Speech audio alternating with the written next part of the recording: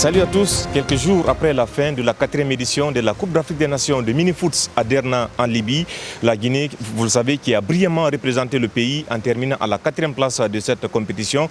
Une délégation de la Confédération africaine de mini-foot composée du président, du vice-président mais aussi de la secrétaire générale arrive dans un instant ici en direct à l'aéroport international Ahmed Sékou Touré de Conakry. La délégation va s'arrêter à notre micro pour nous dire les objectifs de sa visite en Guinée.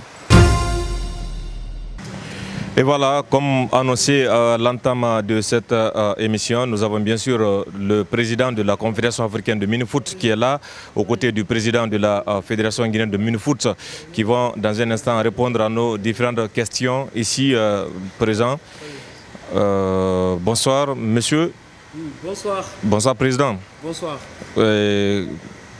Quel est l'objectif de la visite aujourd'hui de monsieur le président de la Confédération africaine de mini-foot en Guinée? Comme la fois passée, je vous avais l'annoncé, on a un grand invité qui vient de nous rendre visite, le grand président, M. Ben Asraf Salah, le président de la Confédération africaine de mini-football, et son secrétaire général, M. Sami, qui vient nous rendre visite pour une visite de travail avec les autorités guinéennes pour parler comment faire la Guinée la capitale du mini-football en Afrique. Justement, on va écouter le président. Bonsoir, monsieur le président. J'espère que le voyage s'est très bien passé. Bienvenue ici en République de Guinée. Il a tant rappelé, on ne va pas revenir sur tout. Comment vous vous sentez aujourd'hui à première vue sur le sol guinéen? Tout d'abord, félicitations pour la belle prestation de l'équipe guinéenne. C'était surprise pour tout le monde. Je suis très fier d'être parmi vous pour la première fois. Il y a de bonnes nouvelles à annoncer. Je préfère qu'on attende demain pour annoncer ces très bonnes nouvelles pour tous les fans du mini-football en Afrique. Il y a beaucoup de projets à faire et nous sommes ici pour valider ces projets, pour discuter tous les détails avec les autorités. Monsieur Goudossi et toute l'équipe sont en train de faire de bon travail. On a entendu de très belles informations d'ici. On a étudié tous les projets possibles et nous sommes ici pour les réaliser. Oui, tous les projets, mais donnons-nous un quand même. Peut-être la construction d'un siège ici en Guinée. Capitale du mini-football en Afrique,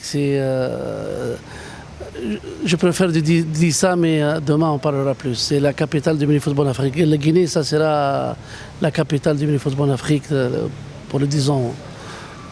Prochaines 10 ans. Donc c'est très important cette information. Guinée, ils sont en train de faire de bon travail. Ils ont, durant la Coupe d'Afrique, on a vu vraiment une belle équipe. Les autorités suivent tous les détails. Nous sommes en contact avec les autorités. On a discuté de projets, ils sont pour. Et nous sommes aussi pour. Donc nous sommes ici pour réaliser ces projets. Merci. Merci, monsieur le président.